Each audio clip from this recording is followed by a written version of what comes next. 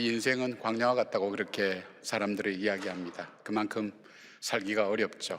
또 어디로 가야 될지 방향도 알지 못하고 또 어떻게 살아야 될지 알지 못하는, 필요한 것을 구할 수도 없는 갈급한 그런 세상이라고 이야기하죠. 이스라엘 백성을 광야 여정으로 인도하시는 그 하나님께서 광야의 사건과 그리고 특별한 지명을 통해서 우리에게 이스라엘 백성을 다루시면서 오늘 광야 같은 인생을 사는 우리에게 주시는 말씀이 있습니다. 그 말씀을 우리가 교훈으로 받으면서 우리 인생의 광야를 어떻게 살아야 될 것인가 하는 것을 다시 돌아보는 그런 시간입니다. 이스라엘 백성들이 호르산에서 출발해서 이 가나안 땅으로 사실 바로 에돔 땅을 거쳐서 들어가려고 했는데 에돔 왕이 거절하면서 그 에돔 땅을 둘러서 다시 광야로 들어가면서 지난주에 말씀 나눈 것처럼 그들이 마음이 상했다 그랬죠. 그래서 하나님께 불평할 때 하나님께서 그들에게 불뱀을 보내서 죽게 하시고 또 모세의 기도를 통해서 그들을 다시 살리셔서 노뱀을 통해서 살리셨습니다. 그리고 이 여정이 계속되어 가는 것을 보게 됩니다. 그러다가 오늘 본문에는 부엘이라는 곳에 도착하게 됩니다.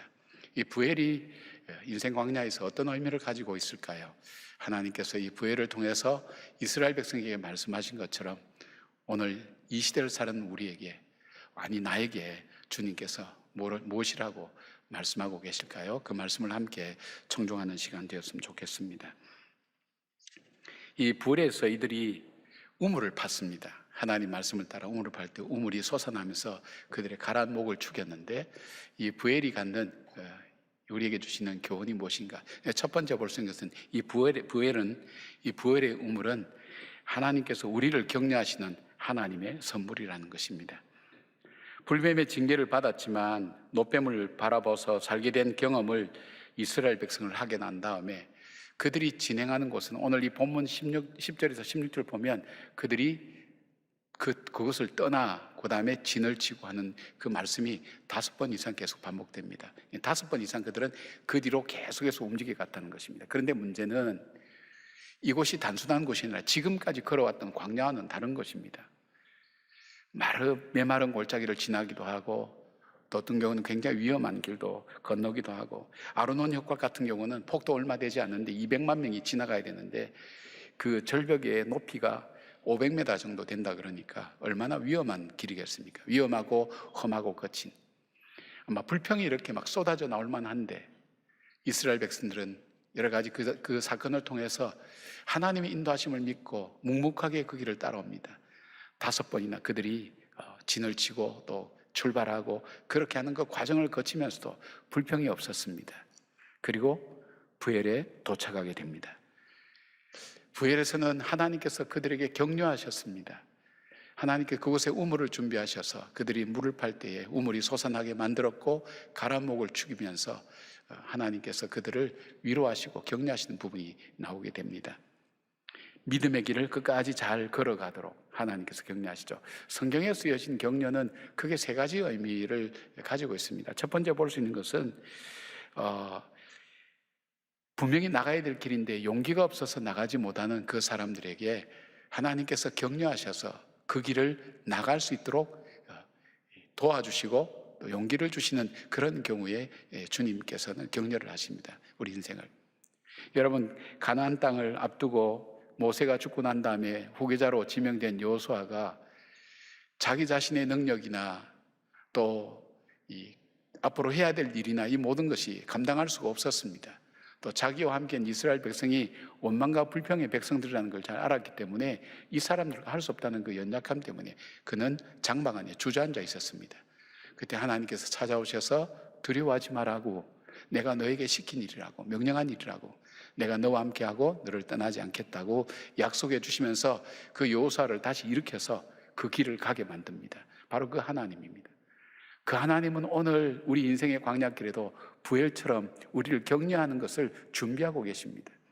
우리는 앞으로 나가지 못할 때, 어떻게 해야 될지 알지 못할 때 하나님 찾아오셔서 말씀으로 우리를 격려하시고 그 말씀을 따라서 믿음으로 걸어서 여러분이 오늘 여기까지 오셨고 또 앞으로 우리 인생길도 마찬가지일 겁니다. 하나님 우리를 격려하기를 원하십니다. 우리를 위로하시기를 원하십니다. 우리에게 새 힘을 주셔서 우리 인생길을 끝까지 걷도록 아름답게 걷도록 우리를 도우시고 함께 하신 분입니다. 또 하나의 격려의 의미는 이왕에 할 일을 기쁘고 감사함으로 감당해 나가도록 삶의 의미를 깨닫게 해주면서 그 길이 얼만큼 소중한 일인가 하는 것을 하나님께서 일깨워 줍니다. 바울이 전도여행을 할 때에 아덴에서 아무런 결실도 보지 못하고 또 논쟁에서도 그렇게 시원케 이겼다 할 정도로 논쟁에서 승리하지 못하고 그냥 복음을 받아들인 사람 얻지를 못했습니다. 그리고 고린도로 넘어갔습니다. 얼만큼 낙심과 실망이 되겠습니까?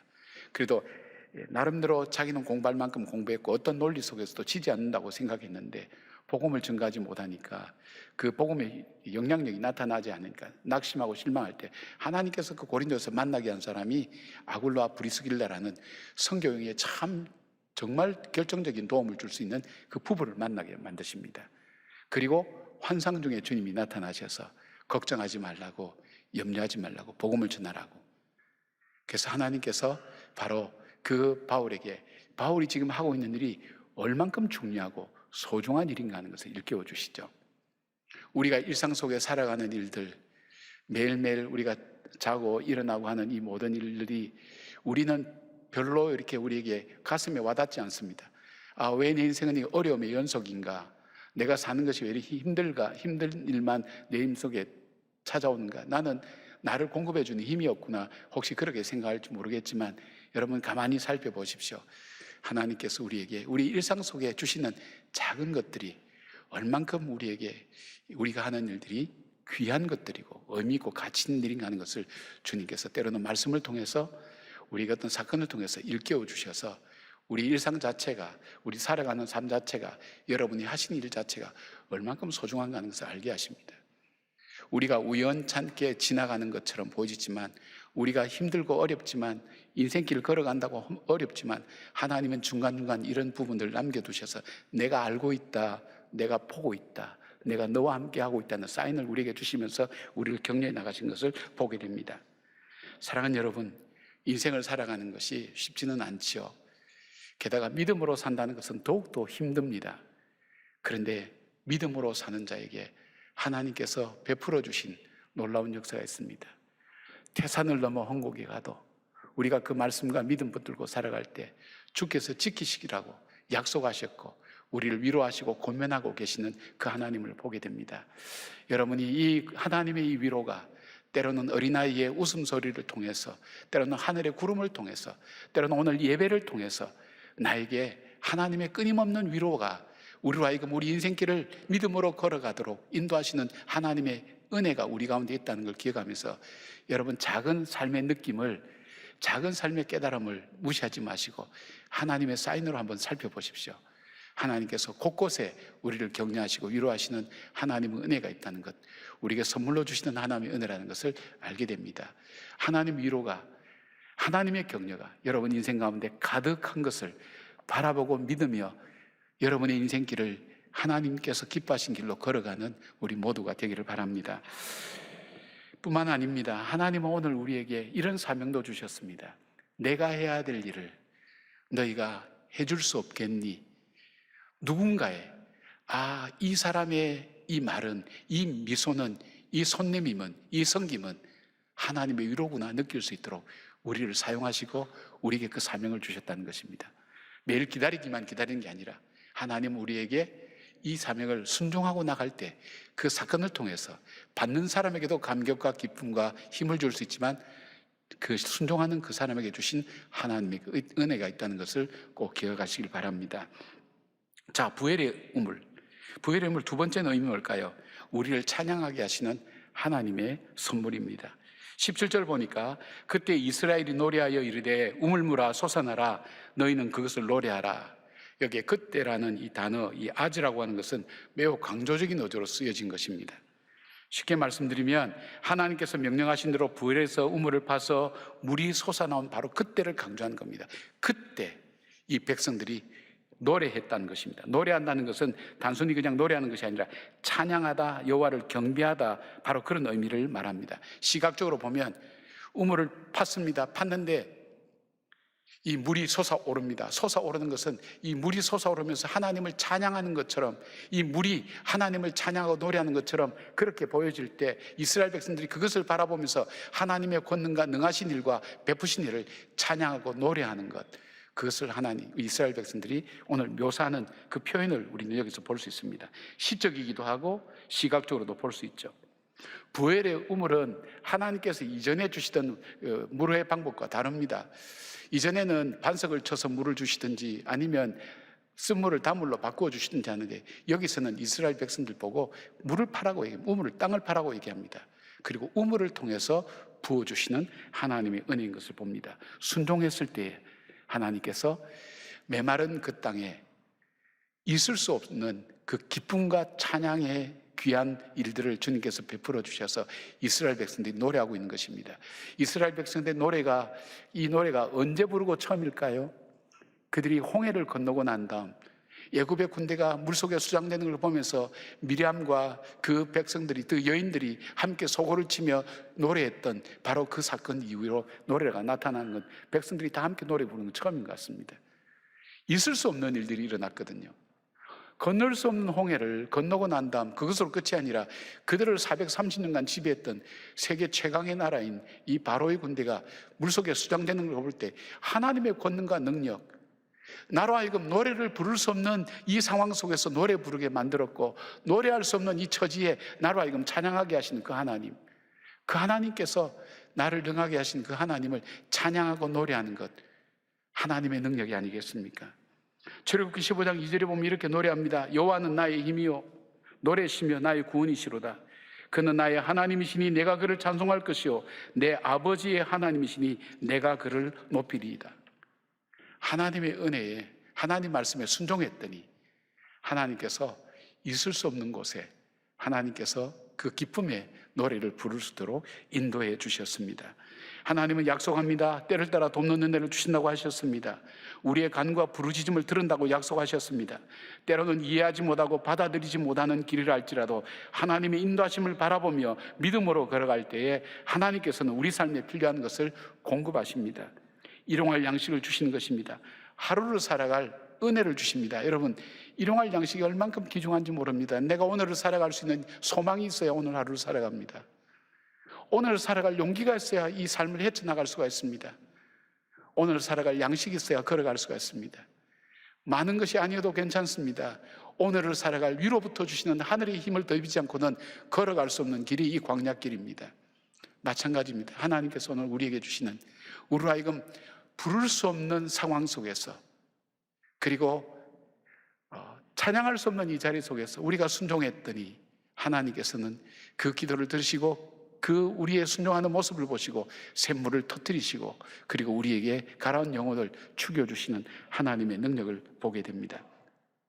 사랑하는 여러분, 여러분의 형편과 삶을 저도 잘 모릅니다.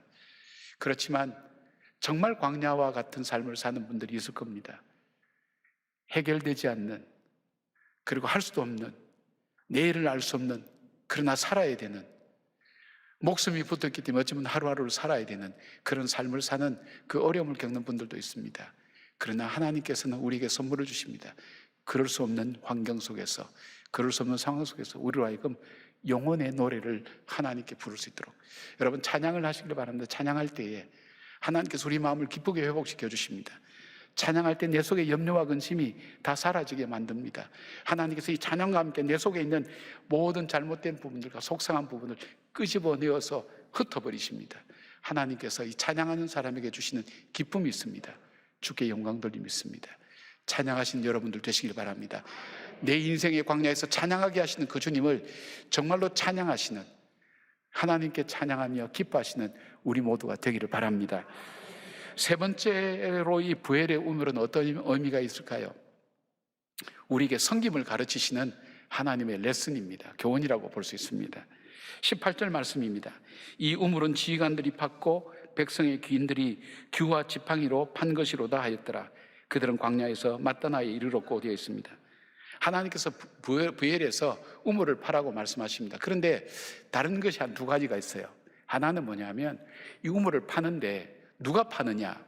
보통 백성들이 파는데 여기 보니까 파는 사람들이 이 족장이나 이 귀족이나 이런 사람들, 지휘관이나 높은 사람들, 인도에 가는 사람들, 각 지파의 지도자들, 그들이 우물을 판 거예요. 하나님 앞에. 백성들이 파야 돼. 이분들은 뭐 재판하기도 바쁘고 뭐 주둔할 때 주변을 정리하기도 바쁘고 아마 그런데도 불구하고 하나님 말씀에 이들이 순종했어요. 근데 뭐로 팠느냐? 곡괭이나 삽 같은 거로 파야 되는데 그거로 파지 않고 그들이 판 것이 뭐라 그러냐면 규라 그랬죠. 규와 지팡이라고 팠다 그랬죠. 규라는 것은 옛날 임금이 지휘봉 같은 거, 그런 것을 갖고 있는 것을 말합니다.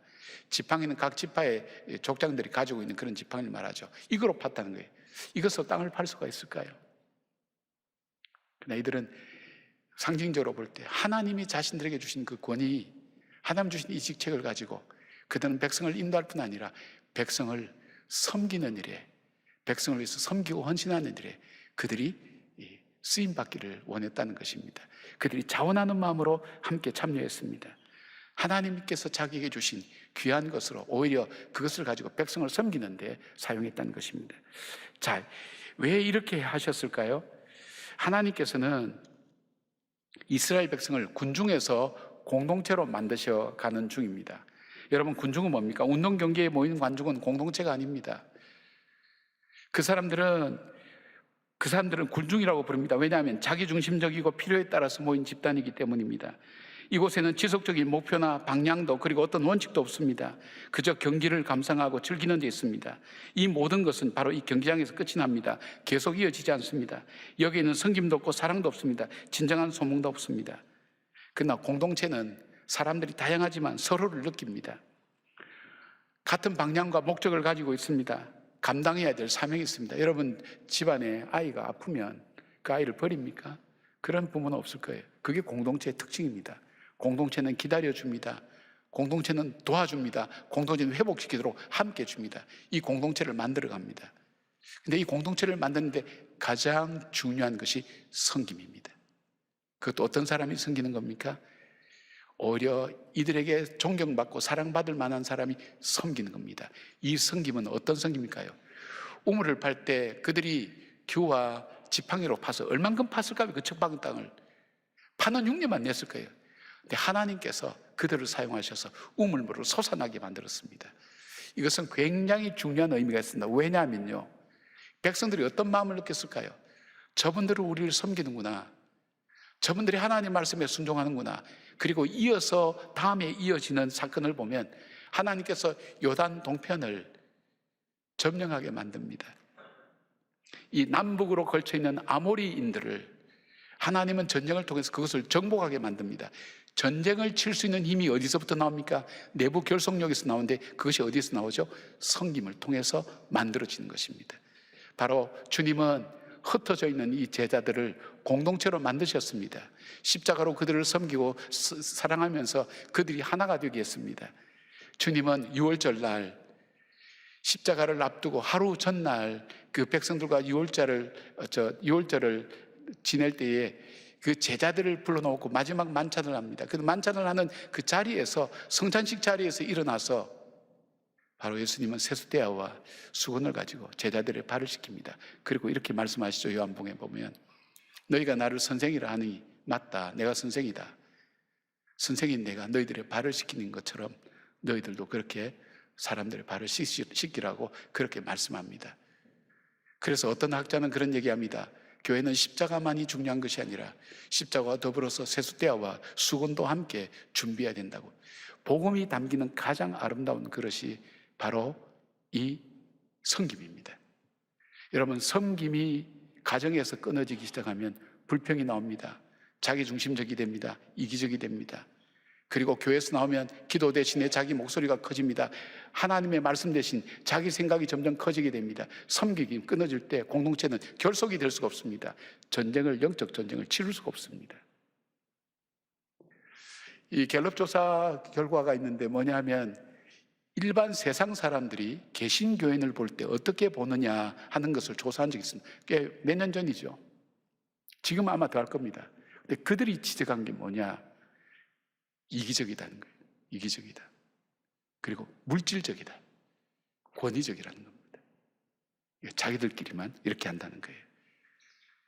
그들이 볼 때, 나는 안 그래. 여러분 그럴지 모르지만 그들이 볼 때, 나를 볼 때 그렇게 본다는 거예요. 아, 참 이기적이다. 자기중심적이고 이기적이다. 그리고 물질적이다. 여러분, 이렇게 보는 것이 뭘까요? 교회가 영향력을 잃어가고 영적 싸움을 점점 할 수 있는 능력을 잃어가는 이유가 여기에 있습니다.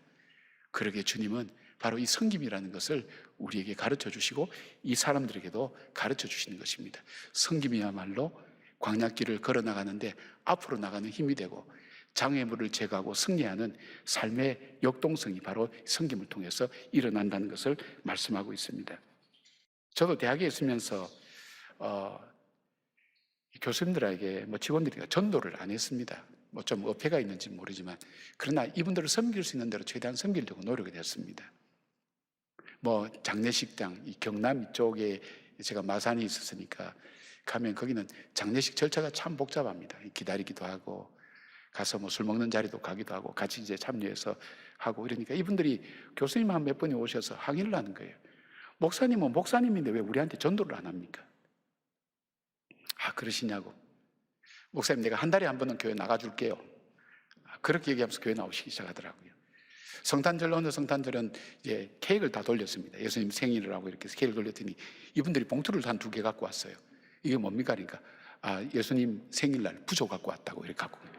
이분들은 교회를 잘 모르니까 한 번도 교회 문화를 접해보지 못한 분들이 있으니까 그러면서 분위기가 따뜻해지는 거예요. 교회에 대한 이미지가 많이 바뀌는 거예요. 전도가 되기 시작하는 거예요. 섬김이 그렇게 힘이 있습니다. 사랑하는 여러분, 한국 교회가 다시 회복하는 것은 이 섬김을 다시 회복해야 됩니다. 교회 안에서도 초대교회가 성장할 수 있었던 것이 그거였습니다.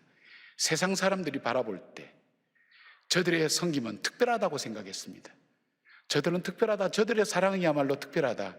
우리가 감히 따라갈 수 없는 그 사랑이 저들 속에 있다는 것, 그들이 발견하며 그 공동체 안으로 외로운 사람들이 들어오기 시작하면서 기독교는 복음화되기 시작한 것을 보게 됩니다. 바로 하나님께서 이 교훈을 우리에게 가르쳐주고 계신 것입니다. 인생의 광야길에 내 길 가기도 바쁘고 나도 힘든데, 그런데 놀라운 것은 이 섬길 때에 그 속에서 하나님께서 그 길을 걸어갈 수 있는 힘을 주십니다. 장애물을 극복할 수 있는 용기를 주십니다. 여러분 직접 한번 해보시기 바랍니다. 섬겨보시기 바랍니다. 그 사람이 이게 아니라 바로 섬기는 나에게 하나님이 주시는, 세상에 줄 수 없는 힘과 용기를 우리에게 갖게 되고 하나님께 쓰임받는 사람이 될 수 있다는 것입니다.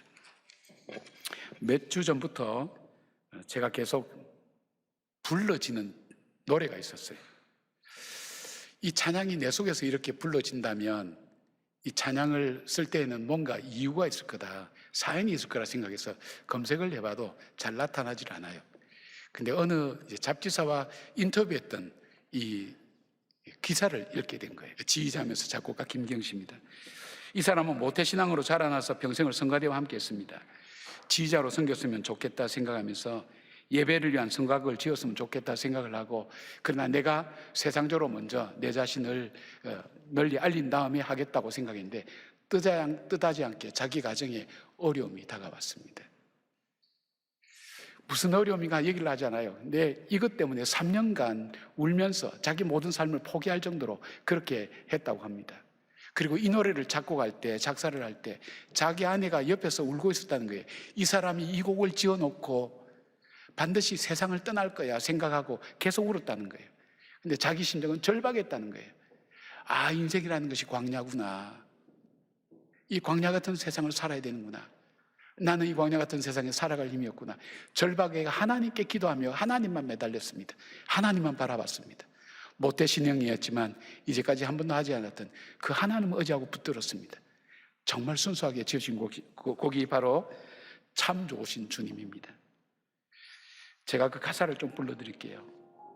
참 좋으신 주님, 귀하신 나의 주, 늘 가까이 계시니 나 두려움 없네. 내 영이 고날 때, 내 맘 낙심될 때 내 품에 안기라 주님 말씀하셨네. 예수 이름으로 모였던 곳에서 우리가 헤어질 때에 늘 함께 하시며 이 세상 살 동안 주 말씀 따라서 살게 하소서, 승리하게 하소서. 광야 같은 세상 주만 의지하며 주의 인도하심 날 강건케 하시며 주의 사랑 안에서 살게 하소서. 주만 의지하리 영원토록. 인생의 광야에서 주옥 같은 하나님만 찬양, 부엘의 그 샘물이 솟는 그 기쁨과 감사와 다시금 살아갈 용기를 주셨던 이 찬양, 우리도 함께 부르면서 부엘의 노래를 불렀던 이스라엘 백성처럼 함께 찬양했으면 좋겠는데, 우리 1절은 성가대가 좀 하시고 우리 2절 같이 하겠습니다. 다 같이 일어나셔서 우리 함께 찬양하겠습니다.